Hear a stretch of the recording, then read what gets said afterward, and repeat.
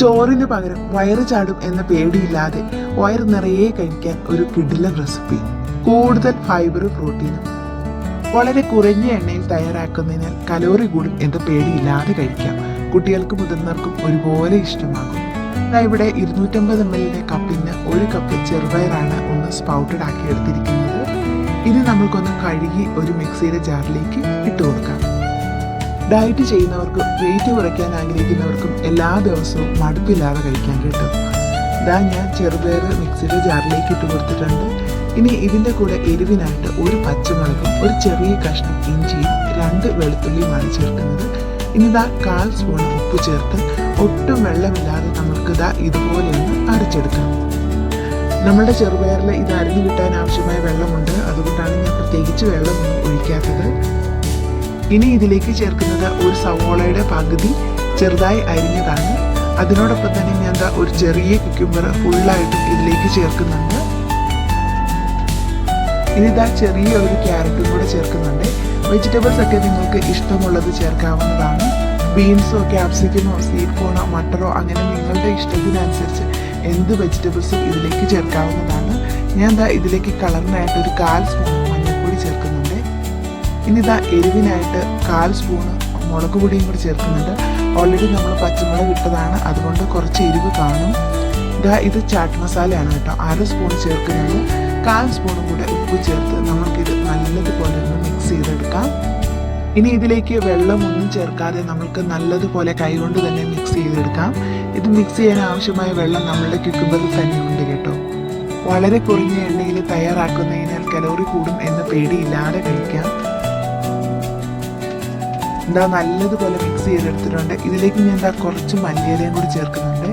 ഒന്ന് ചെറുതായി ഒന്ന് മിക്സ് ചെയ്ത് കൊടുക്കാം. ഇനി നമ്മൾ ഒരു പാനിലേക്ക് 1 സ്പൂൺ എണ്ണയിലാണ് ഇതൊന്ന് കുക്ക് ചെയ്തെടുക്കുന്നത്. ഞാൻ ഇവിടെ ഒരു പാൻ വെച്ചിട്ടുണ്ട്. അതൊന്ന് ചൂടാകുമ്പോഴത്തേന് ഇതിലേക്ക് 1 സ്പൂൺ എണ്ണ ഒഴിച്ച് കൊടുത്ത് ഒന്ന് ബ്രഷ് ചെയ്തെടുക്കാം. ഇനി ഇതിലേക്ക് കുറച്ച് സെസമി സീഡ്സ് ആണ് ചേർക്കുന്നത്. 3-4 കറിവേപ്പിലയും കൂടെ ചേർത്തിട്ട് നമ്മൾ ഈ തയ്യാറാക്കി വെച്ചിരിക്കുന്ന നമ്മുടെ മൂങ്കാലിൻ്റെ മിക്സ് ഇതിലേക്ക് ചേർത്ത് കൊടുക്കാം.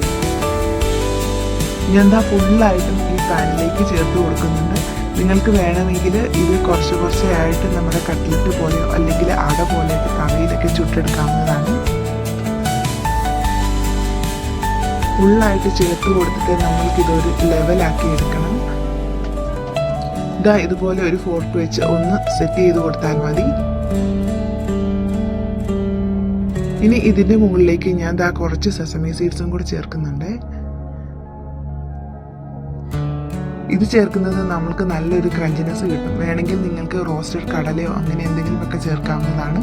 ഇനി ഇത് അടച്ചു വെച്ച് ഒരു മീഡിയം ഫ്ലെയിമിൽ 3 മിനിറ്റ് ഒന്ന് കുക്ക് ചെയ്യുക.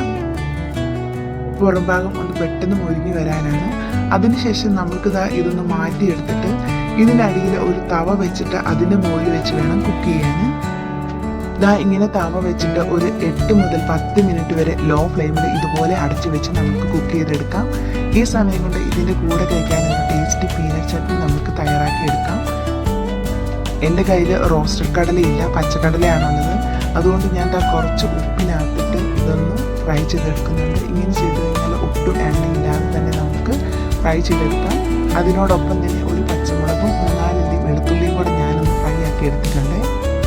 ഇങ്ങനെ ചെയ്താൽ നമുക്ക് ഗ്യാസിൽ ലാഭിക്കാം. നമുക്ക് ഒരുപാട് എണ്ണ യൂസ് ചെയ്യേണ്ട ആവശ്യവുമില്ല.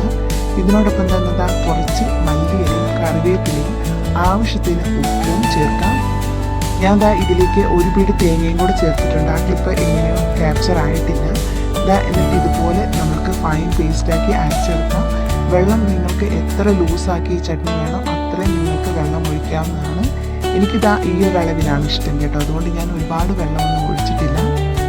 നമ്മളുടെ മൂങ്കാലിൻ്റെ കട്ട്ലറ്റ് ഒരു ഭാഗം ഫുള്ള് കുക്കായിട്ടുണ്ട്. ഇനി നമ്മൾക്ക് ഇതുപോലെ ഒന്ന് പൊക്കി കൊടുത്തിട്ട് ഇതിൻ്റെ മറുഭാഗം കൂടെ ഒന്ന് കുക്കാക്കി എടുക്കണം. അതിനായിട്ട് ഞാൻ ഇതങ്ങനെ ഒരു പ്ലേറ്റിലോട്ട് മാറ്റുന്നുണ്ട്.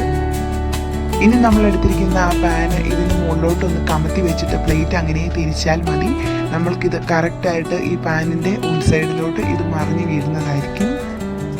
ഇനി ഇതുപോലെ തന്നെ നമ്മൾക്ക് വീണ്ടും മറുഭാഗവും കൂടെ കുക്ക് ചെയ്തെടുക്കണം. ഞാൻ ഇത് വീണ്ടും ഡയറക്റ്റായിട്ട് ഫ്ലെയിമിൽ വെച്ച് കൊടുത്ത് ഒരു 2 മിനിറ്റ് ഒന്ന് കുക്ക് ചെയ്തെടുക്കുന്നുണ്ട്. ഇങ്ങനെ ചെയ്താൽ നമ്മളുടെ ഈ കട്ട്ലറ്റ് പുറം ഭാഗം നല്ല ക്രിസ്പി ആയിട്ട് കിട്ടും. അതിനുശേഷം ഞാൻ തവയിൽ വെച്ചിട്ട് ഒരു 8 മിനിറ്റ് ലോ ഫ്ലെയിമിൽ നന്നായിട്ട് കുക്കാക്കി എടുത്തിട്ടുണ്ട്. ഇൻസൈഡ് കുക്കായെന്നറിയാൻ ഒരു സ്റ്റിക്ക് വെച്ചിട്ട് ഇതുപോലെ ഒന്ന് കുത്തി നോക്കിയാൽ മതി. ഇത് ഒട്ടും ഇതിനകത്ത് പറ്റി പിടിച്ചിട്ടില്ലെങ്കിൽ ഇൻസൈഡ് നല്ലതുപോലെ കുക്കായെന്നാണ്. നമ്മളുടെ സ്റ്റിക്കിൽ ഒട്ടും തന്നെ വന്നിട്ടില്ല. പെർഫെക്റ്റ് ആയിട്ട് ഇത് കുക്കായിട്ടുണ്ട്. ഇനി നമുക്കിത് ഫ്ലെയിം ഓഫ് ചെയ്ത് ഒരു പ്ലേറ്റിലേക്ക് മാറ്റാം. അതുപോലെ തന്നെ പ്ലേറ്റ് കമത്തി വെച്ച് തിരിച്ചാൽ മതി. നമ്മുടെ പ്ലേറ്റിലേക്ക് ഈ കട്ട്ലറ്റ് അങ്ങനെ വീഴുന്നതായിരിക്കും.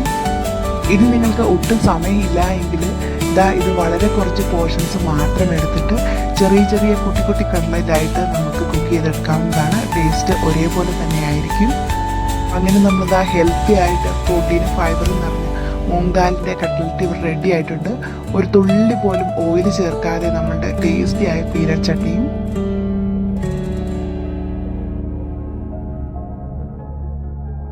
ഇങ്ങനെ ഉണ്ടാക്കുന്ന എന്ത് കട്ട്ലറ്റിൻ്റെ കൂടെയും അല്ലെങ്കിൽ ഇഡ്ഡലിയോ ദോശയുടെ കൂട്ടത്തിലൊക്കെ ഇതൊരു നല്ല പെർഫെക്റ്റ് കോമ്പിനേഷനാണ് കേട്ടോ. ഈ പീനട്ട് ചട്നി ഒരു രക്ഷയുമില്ല. നമ്മളുടെ കട്ട്ലറ്റ് ഒന്ന് കട്ട് ചെയ്തെടുത്തിരിക്കുന്നുണ്ട്. ഔട്ട്സൈഡ് നല്ല ക്രിസ്പിയാണ്, ഇൻസൈഡ് നല്ല സോഫ്റ്റ് ആൻഡ് ജ്യൂസി ആയിട്ട്